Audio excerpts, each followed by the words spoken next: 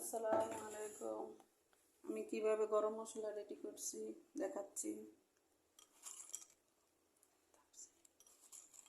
এই যে প্রথম এই যে দারচিনি নিচ্ছি 2 টেবিল চামচ। বিসমিল্লাহ। ছোট ছোট পিস করে নিয়েছি। তারপর এলাচ আছে এখানে 3 টেবিল চামচ।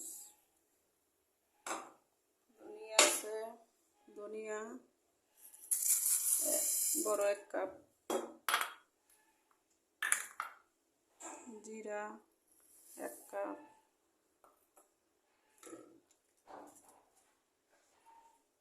লং আছে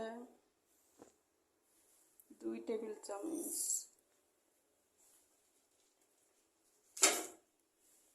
লং আছে এখানে 2 টেবিল চামচ, জায়ফল 2টি, জৈত্রী 4-5 পিস,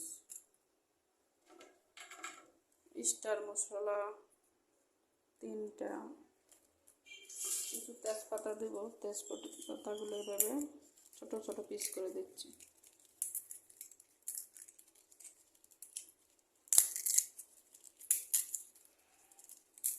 তো আমার ননদের বাসার গাছ থেকে এই তেজপাতাগুলো আমার ননদের বাসা থেকে এনেছি, গাছ থেকে। ওদের নিজস্ব গাছ আছে, ওইখান থেকে আমাদের পাঠিয়েছি। জিরা 2 টেবিল চামচ,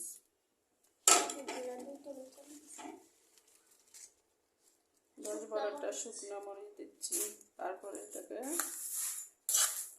নাড়াচাড়া করতেছি। চুলার আঁচটা একদম কমিয়ে রেখেছি। 10-15 মিনিট লাগবে এটি আস্তে আস্তে ভাজবো।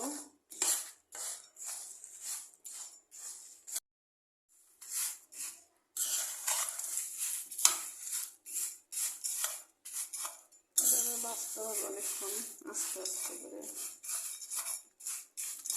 অন্যরকম কালার আস্তে আস্তে আর একটু গরম হবে, ভালো করে মচমচে হবে।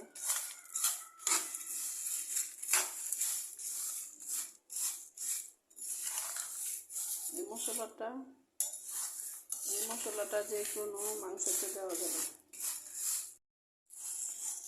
মশলাগুলো ভাজা হয়ে গেছে, এই যে এখন মচমচে হয়ে গেছে। এমন মচমচে হয়ে গেলে এখন ঠান্ডা করে কিছুক্ষণ পরে ব্লেন্ডার করব।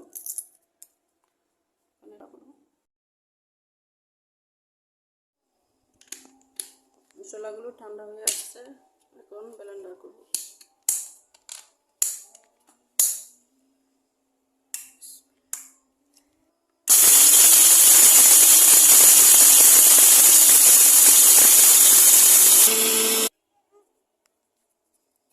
আর একটু হবে, ভালো করে ব্লেন্ডার করতে হবে, তাহলে চালতে হবে না।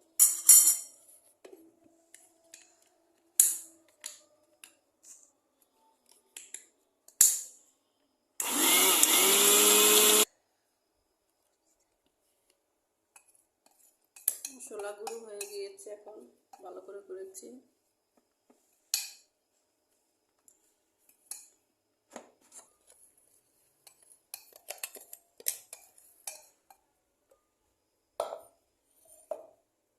সুন্দর হয়েছে, আর চালতে হবে না, ভালো করে হয়েছে।